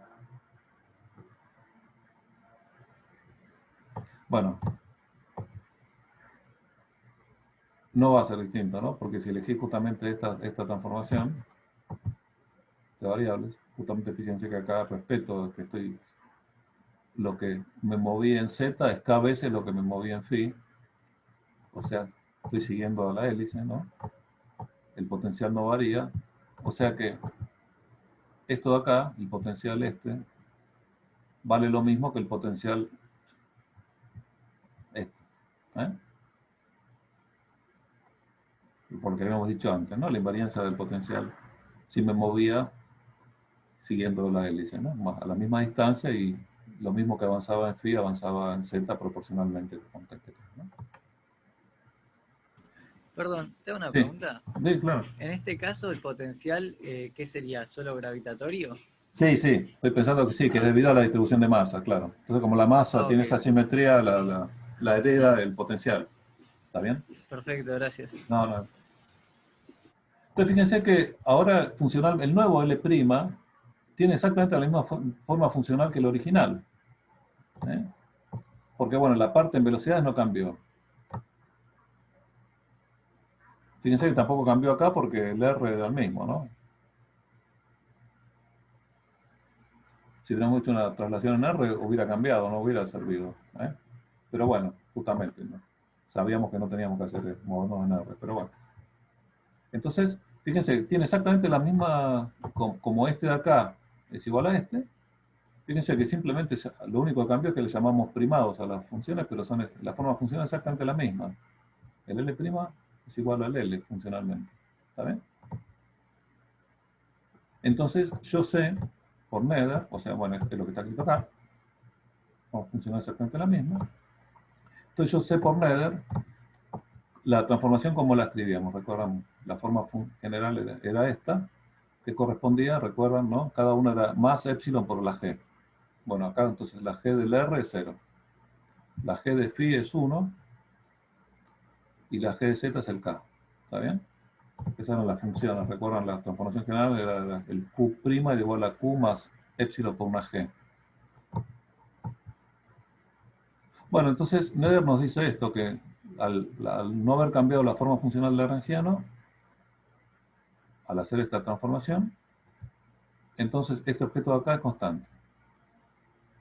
Bueno, que si lo calculamos, tengo la cuenta de esto, fíjense que me da que esto de acá es constante. O bueno, escrito, hecho explícitamente la deducción, me dice que esto de acá es constante de movimiento. Entonces una partícula que se mueve en las proximidades de esa galaxia lo va a hacer de manera tal de mantener este objeto de acá constante. También tendría constante la energía mecánica, ¿no? Que sería otra constante distinta. Tenemos dos constantes de movimiento. Fíjense que está. Fíjense acá, ¿no? Que mz punto es la cantidad de movimiento en la dirección z, ¿no? De la partícula. Y mr cuadrado phi punto, fíjense, r por phi punto es la velocidad en phi. Y por el r me da el brazo palanca, ¿no? Al eje. O sea, esto de acá es el momento angular alrededor del eje z de la partícula. ¿Eh? Fíjense acá, lo que se conserva no es ni la cantidad de movimiento en z ni el momento angular alrededor del eje z, sino una combinación de los dos. Con la constante particular, en la combinación, la constante de esta, ¿no? La de la hélice. ¿Está bien? Es como que una se transforma en otra. ¿Eh? Están cambiando las dos, pero la suma con este peso acá es constante. Obviamente es para nada trivial esta conservación. Y se deduce de la invariancia para esta particular transformación, ¿no? ¿Está bien?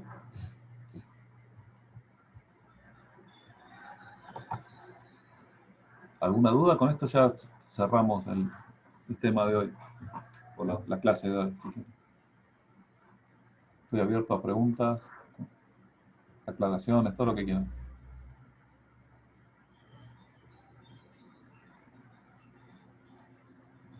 Voy a dejar de compartir así veo en el chat.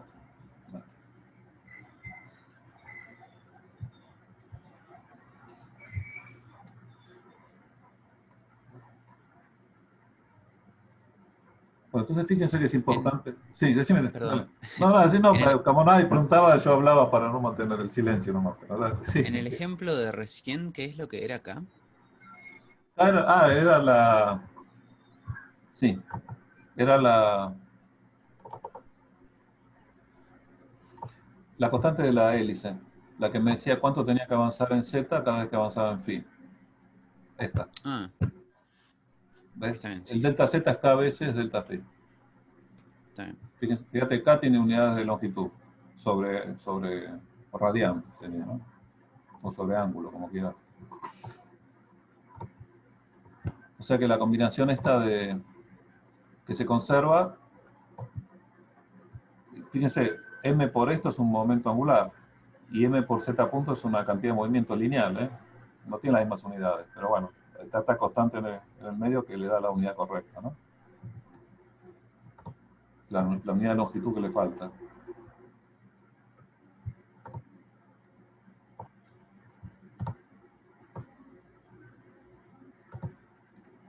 ¿Está bien?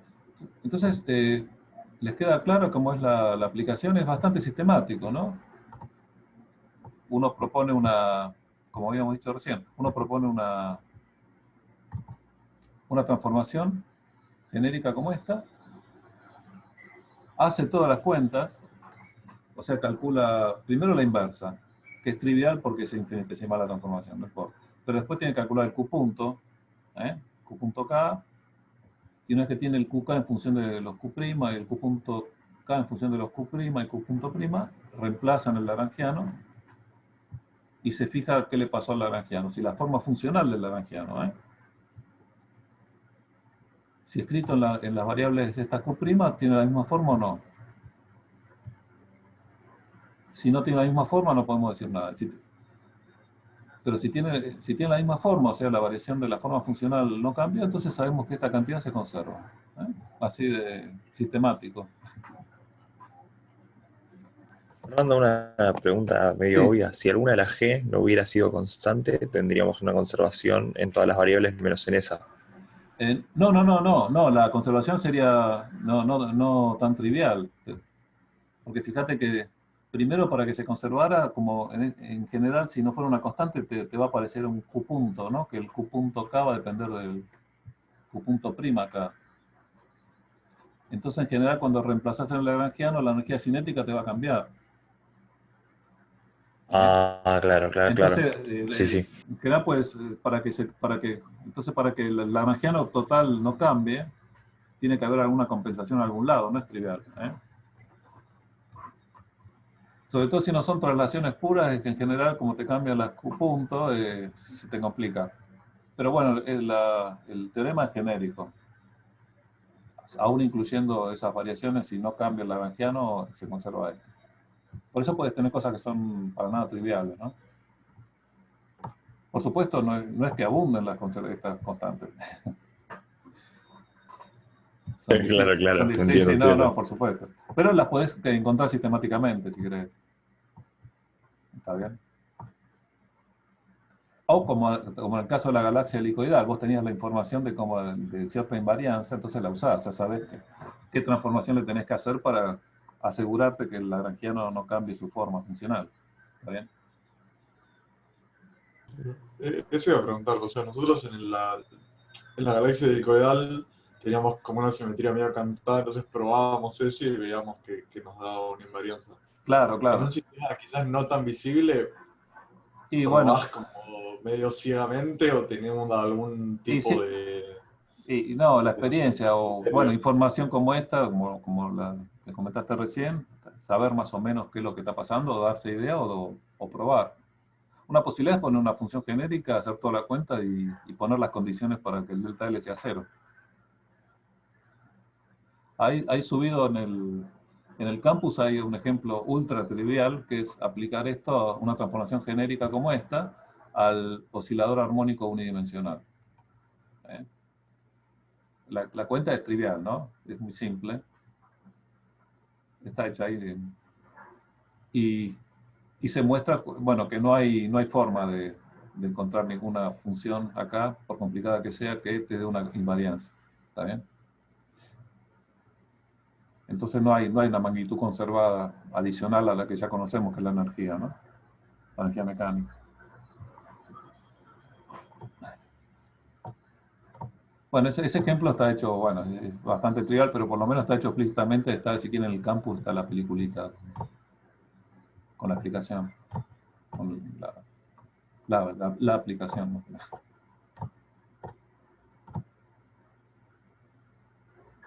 Pero sí, es ingeniárselas.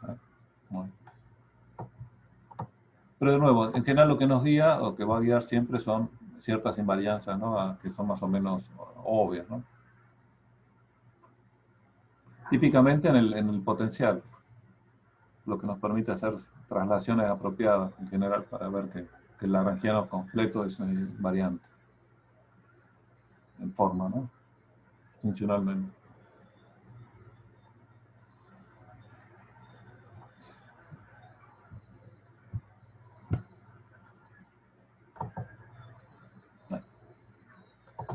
Sí. ¿Alguna otra duda? Cualquier cosa que quieran preguntar o de alguna clase anterior, si tienen todavía alguna cosa que quedó medio colgada. No sé. Tenemos 15 minutos. No, 10 minutos, menos.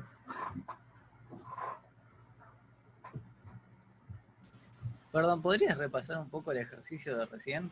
¿El de la galaxia? Sí, lo estoy leyendo, pero hay un par de cosas que me marean. Sí, decime. Para empezar, las coordenadas estas, R', Φ', Z'. Sí. ¿Por qué las definís así? Como por ejemplo, Φ' es Φ más una variación en Φ. Ahí está, no me aparecía algo. Estas, bueno, porque por lo que decíamos recién, me piolé que si me muevo de esta manera el potencial no va a cambiar. No, más arriba, más al principio. No, pero es esta acá, ¿no? Acá decís. Esta. ¿Así? Claro, eso es. Claro, bueno, por esa razón, porque me estoy moviendo de tal manera que veo la misma distribución de masa. Me muevo, Okay. me muevo un poquito en phi y avanzo proporcionalmente en z, con la constante de proporcionalidad de la hélice, de manera que en esta nueva posición veo exactamente la misma distribución de masa que veía en la original, acá. En R. Claro, lo que me marea es eso de la distribución de masa, digo. O sea, ¿por qué decís que tenés la misma distribución? Porque esto, ¿no? Bueno, acá está hecho con un delta phi genérico, en vez de epsilon lo llamé delta phi. Pero, porque fíjate que si estás parado en un punto dado y ves la hélice de esta manera, y avanzás en R, avanzás en Z, proporcional a lo que avanzás en phi, siguiendo la hélice, o sea, es como si estuvieras siguiendo la hélice, ¿no? Claro. Está bien. Y la mirás desde acá, corrido y digamos, girado y avanzado en Z, pero en el mismo R. Claro, ves lo mismo. Ves exactamente lo mismo. Está bien. Bueno, lo ves, bueno, y lo sentís gravitatoriamente, ¿no? Claro. Sí, que es lo que importa. Sí, Claro, sí. desde ese punto te atrae gravitatoriamente igual desde todos los puntos.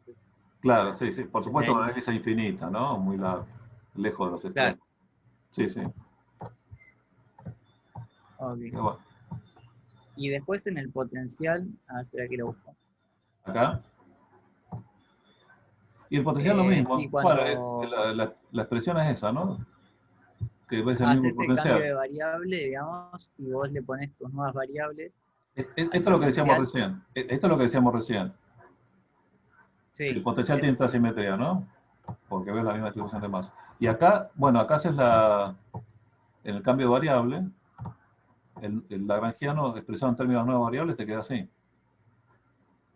Ok, claro, y el potencial puedes asegurar que vale lo mismo por lo que dijimos antes. Y la cinética la ves abajo. Fíjate lo que está acá abajo. Lo que vale lo mismo es esto. Claro, eso. O sea que en función de las primadas, fíjate. Es igual. Claro. Porque me moví en phi y lo equivalente en z para que se mantenga. Claro, sin tener una expresión, digamos, como sabías que vale lo mismo al moverte por la hélice, te da igual. Sí, imagínate que el potencial gravitatorio, esto puede ser una forma muy complicada, porque es la atracción gravitatoria de esa distribución helicoidal. Claro. No es trivial, pero bueno, no importa, yo sé que tiene que ser así, por principio, ¿no? Entonces fíjate que... La cinética lo ves abajo. La cinética la ves por la transformación, claro, aplicando la matemáticamente, transformación. porque es así. Y reemplazás todo lo que era R por R' y lo equivalente con las derivadas temporales y te queda así. No, lo tenés que hacer explícitamente, el cálculo. Y ver, y ver que no te cambia. Acá, bueno, acá no tuvimos que poner la expresión explícita del B porque, bueno, usamos las propiedades que sabíamos, pero bueno, si no, no hace falta. Bueno, gracias. No.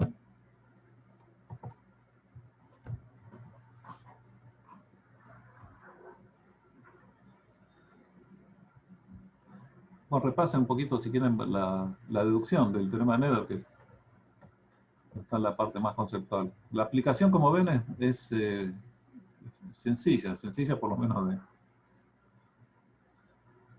de llevar adelante, ¿no? De los pasos que uno debe seguir. Un poco se puede complicar la cuenta eventualmente, pero...